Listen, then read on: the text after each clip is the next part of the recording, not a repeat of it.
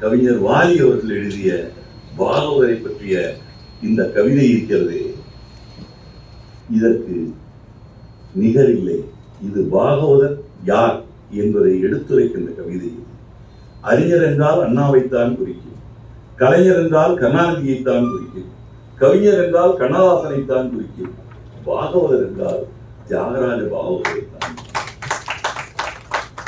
அந்த பெயரை அல்லாது வேறு எந்த பெயரை எல்லோர் நெஞ்சிலும் காலம் அதுபோல் ஒரு கல்வெட்டாக பொறிக்கும்.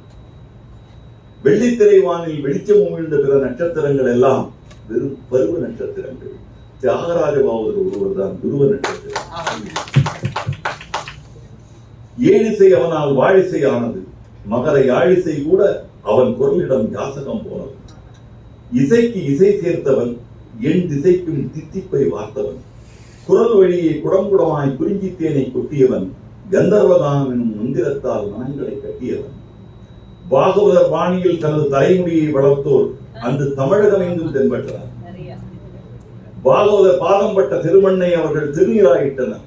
சுருங்க சொன்னால் முதல் சூப்பர் ஸ்டாரும் அவரே, சிந்தையை அள்ளிய முதல் சிங்கிங் ஸ்டாரும் அவரே. சத்தியமூர்த்தி சொன்னார் என்று பட்டுச்சட்டை வேட்டியை விட்டு பாகவதர் கட்டினார் கதர்.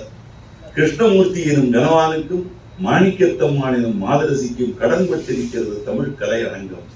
அவர்கள் அகழ்ந்தெடுத்ததென்றோ பாகவதர் என்னும் பாட்டு சுரங்கம் என்கின்ற வாலியின் வைர வரிகளுக்கு நிகராக இனி MKT பாகவதர் குறித்து வேறு யாரும் சொல்லிவிட முடியாது. அப்படிப்பட்ட பாகவதருடைய நிகழ்ச்சியில் கலந்து கொள்ள